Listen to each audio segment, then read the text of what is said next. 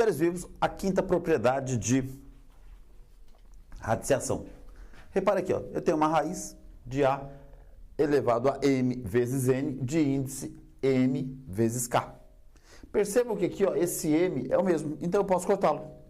Se eu cortar esse M com esse, vai sobrar raiz de A elevado a N de índice K. Aí temos que ver se o N é maior, menor que o K. Por exemplo, 3 elevado a 42 sobre 14. Repara o seguinte, aquela ideia, o 3 está aqui. Quem vem dentro? 42. Quem está em cima vai dentro, quem está embaixo vai fora. Repare que o 42 é maior que o 14, então eu posso abrir ele. Então vai ficar índice 14 aqui, então 3 a 14, 3 a 14, 3 a 14. As bases são iguais, somos expoentes. 14 mais 14 mais 14, diz a lenda que dará 42.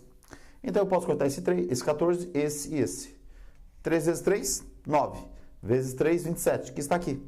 Mas, ao invés de fazer isso daqui, se vocês aplicarem a famigerada tabuada,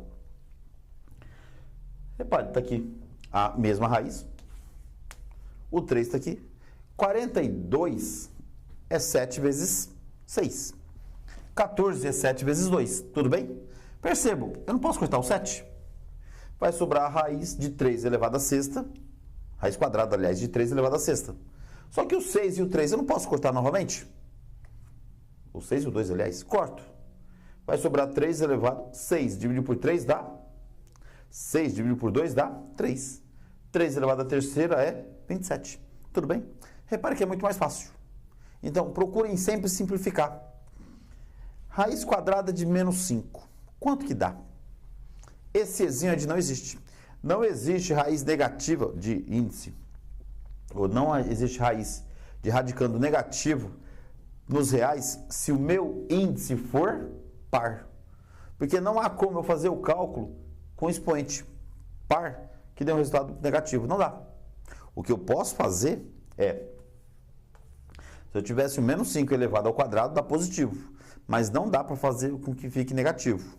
Mas nesse caso aqui, ó, raiz cúbica de menos 8, eu consigo fazer? Sim. Vai ser menos 2. Porque menos 2 elevado à terceira dá quanto? Menos 8. Não dá como eu fazer menos 5 elevado ao quadrado para que fique um valor negativo. Ele vai ficar positivo automaticamente. Raiz quinta de menos 32. É possível? É. Também dará menos 2. Ou seja, se o radicando for negativo, o índice tem que ser ímpar para que eu possa resolver a raiz. Caso contrário, não.